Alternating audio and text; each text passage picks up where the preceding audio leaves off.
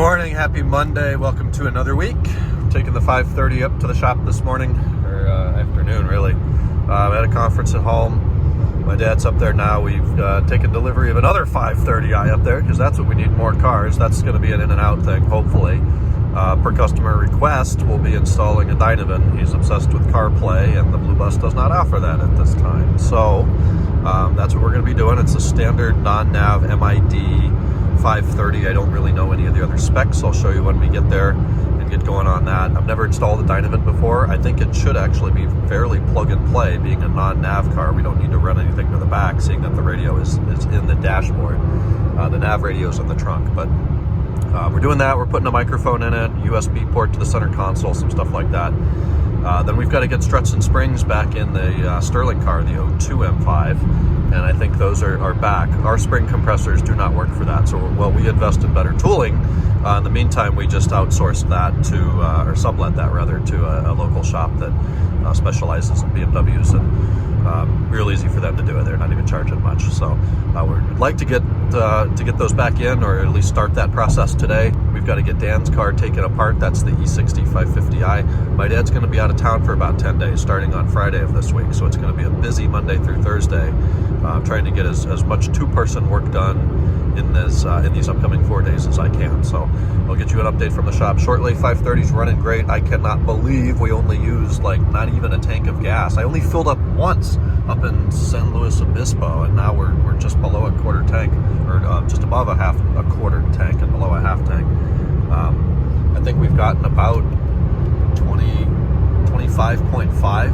I think that's consumption 1, consumption 2, 25 miles to the gallon. It's 10 miles better than an M5. It's missing 2 cylinders, 2 liters, and 200 horsepower. But wow, I would absolutely love to have a 530 like this as a daily driver. And I didn't, we're talking now, okay guys? Years ago when I bought the 330, I wanted a 530, and I looked and found a couple, and they were just all beat to shit and needed so much work. And as an E39 guy, I know what it takes to make them nice, right? I have the experience, I've done it before. It's just a lot of money in parts. You know, if you buy a non-sport pack, now you want to get the wheels, the suspension, I want this steering wheel, I want nav, I want PDC, I don't care about sunshades. It has to have split folds. This car doesn't.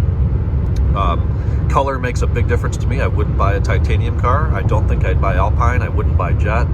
The steel blue, I adore the steel blue. I love Orient red, or Orient blue, Sienna red, and those are just impossible to find, especially with a 5-speed. It's got to be a 5-speed. So I ended up with the 330 just as because that's something different, and I learned a lot there. I don't have any regrets. I love that car, even though the chassis completely failed.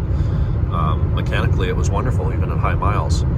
So I ended up with that. Obviously, I sold that to Kenan before I moved out here to San Diego.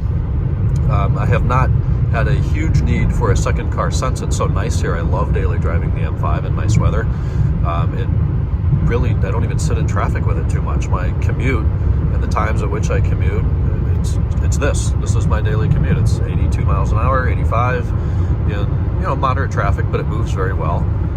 So eventually someday, it's probably going to be an expensive bring a trailer or cars and bids find a really nice 535 speed with the options in a cool color. I'll pay for it. I'm not one of these guys that thinks, oh, it's an old car, I'll give you $2,000. I know what they're worth, but I also know what they need. Okay, here's the 01 530i automatic. No options, no heated seats, sunshades, PDC. I don't think it has xenons, but look at the condition in here.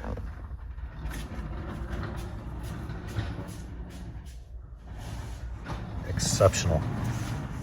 Truly, truly exceptional. It's a sport, steel blue with 42s, and low OBC. 62,000 miles young. Look at that. Unbelievable. The hood opens like it's been opened 10 times in its life. It's just a really base car. No, it's got xenons.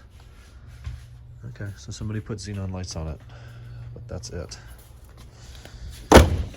Hi-Fi, and now a Dynavin, which has taken 4 hours to install.